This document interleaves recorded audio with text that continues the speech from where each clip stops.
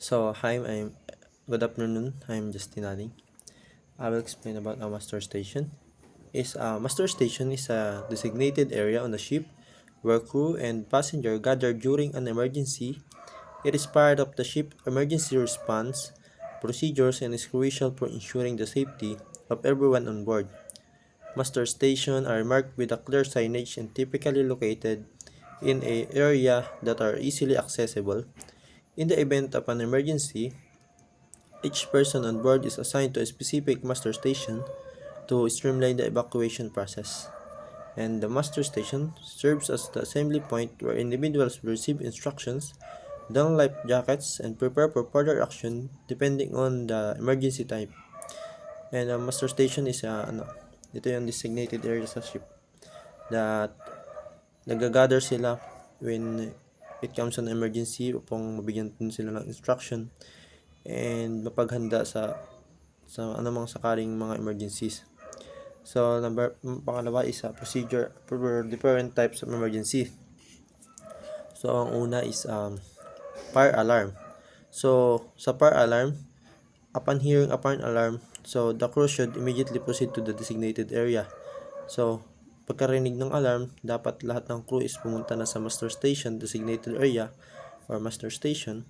Dapat sila is handa na bago siya makapunta doon. Nakasuot na sila ng personal protective equipment or firefighting gear as are required.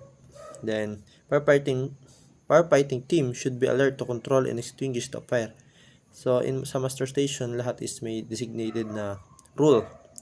So, ang firefighting team dapat is naka-alerto na at handa nang kontrolin yung sunog kung sakaling may fire alarm.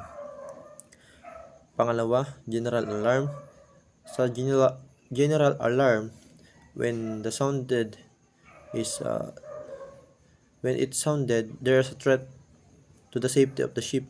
So, pagkarinig mo ng alarm, ang lahat ay dapat is mag-proceed sa assign na muster station and lahat dapat is naka-prepare na for the instruction of the officer kung sakali mang ito evacuation or taking another safety measure.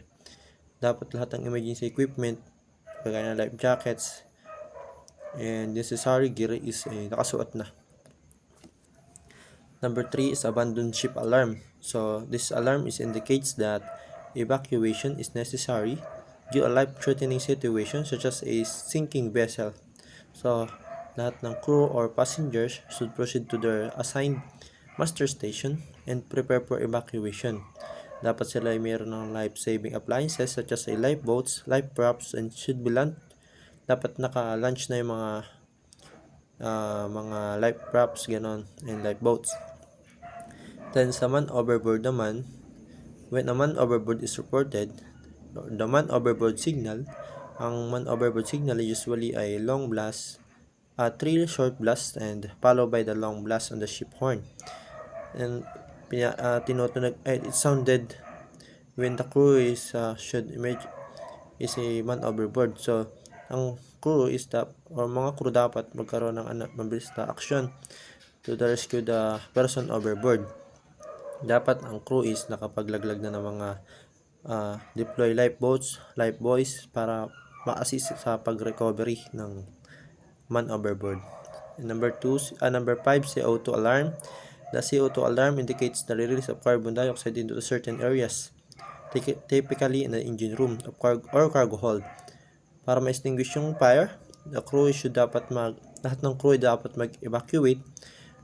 Dapat walang matitira doon dahil ensuring that are not exposed to the gas kasi nakakamatay yun.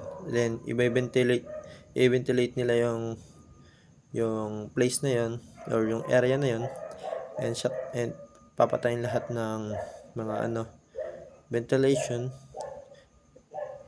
o dapat should only occur after the air. Dapat pwede lang pumasok nun kapag yung air na yung CO2 is na ventilate na ng ayos and na clear na. Number 6, engineer calls. The engineer calls is made when there's a problem emergency in the engine room, such as in the mechanical failure on emergency requiring attention. So, dapat ang engineer is, kung pag tinawagan ng engineers, dapat sila is mag-response agad ng mabilis and dapat nandun na agad sila kung sakaling tumawag about sa emergency upang ma-assist nila yung mga repair or containment or mechanical failures or emergency require attention. Dapat mabilis ang pag-response. Number 7, cargo hold flooding. Also, pagdating naman sa cargo hold flooding, when the flooding situation occurs in the cargo hold, ang crew is dapat i-activate yung flooding alarms. And para hindi mapaktahan yung ibang compartments, dapat sasarado to para ma-prevent yung pagkalat pa ng baha o yung flooding. Dapat ang mga pumps and drainage is gumagana na or in-engage na upang makontrol yung flooding. Pollution prevention. Pag may risk dyan ng pollution such as oil spill and hazardous material leakage, the pollution prevention alarm is sounded. So dapat lahat ng crew is immediate response, securing the pollution source. Dapat nakapag sila ng mga booms in absorbent, ma-absorb nila yung pollution such as sa mga oil, lalo na sa oil. And dapat lahat ng mga relevant authorities kagaya ng mga coast guards is ma-notify agad nila para ma-manage ang situation kung sakaling lumala. And engine room flooding.